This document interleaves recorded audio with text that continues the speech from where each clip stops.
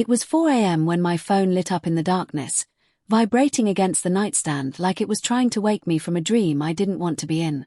My wife's name flashed across the screen, followed by a message that was painfully casual for the hour. Something came up. Relax. I'll explain soon. No apology, no guilt, just cool confidence.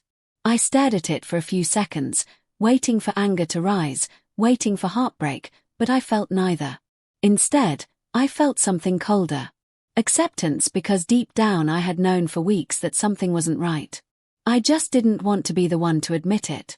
Instead of calling her, instead of begging her to come home, I took a slow breath and typed the simplest reply I've ever written.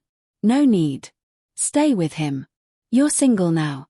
My thumbs didn't shake. My heart didn't race.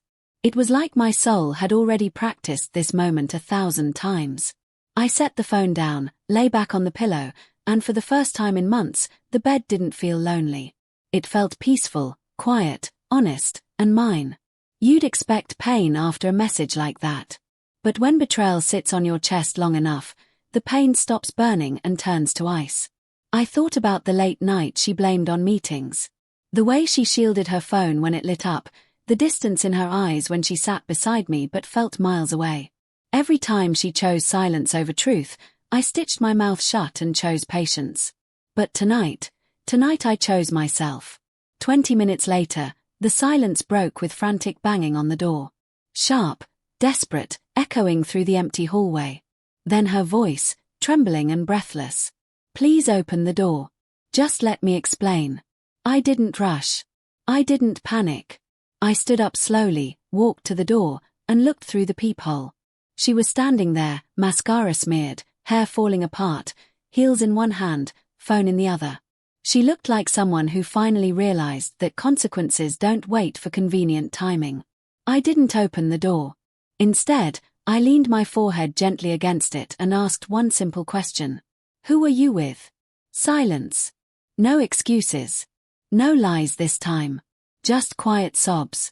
I asked again, softer this time. She whispered. It's not what you think. I swear. Just let me in and I'll explain. But explanations at 4 a.m. don't erase secrets that started at 10 p.m. I told her calmly, you didn't text me because something came up. You texted me because you got caught. She kept crying, voice cracking as she said she loved me, that she made a mistake, that nothing happened. But you can't call it a mistake when you planned it, lied for it, and expected to get away with it. A mistake is accidental. This was a choice. And I was done being the man who forgave every choice that broke him. I walked away from the door, leaving her outside with her tears and guilt. Time passed, maybe 30 minutes, maybe an hour. The knocking slowed. Her voice faded into quiet sniffles. I sat on the couch staring at our wedding photo on the wall. 2 smiling faces, unaware of the storm life would bring. I wasn't angry at that version of us. I just felt sorry for how hard we tried and how easy it was for her to let go. Trust doesn't break in one moment. It cracks with every unanswered call, every hidden text. Every night you fall asleep alone while your spouse is busy. As the first light of dawn crept through the curtains, I unlocked the door, not to let her in, but to place a small suitcase I packed with her essentials at her feet. She looked at it, then at me, eyes red and full of disbelief. You're really ending this? She whispered. I nodded.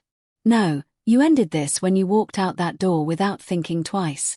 I'm just acknowledging it now. Her lips trembled.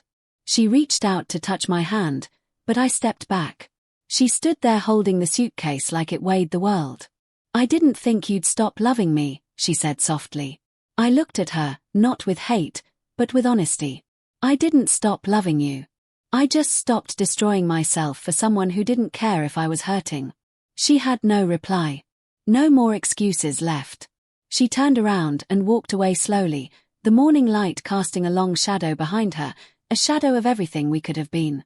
And in that still moment, as the door closed and silence returned, I realized something powerful. Sometimes the loudest moment in a relationship is not a fight, but the quiet decision to let go. I didn't feel victorious. I didn't feel broken. I just felt free. Because that night, I didn't just lose a wife. I found my self-respect. And I wasn't planning on losing it again.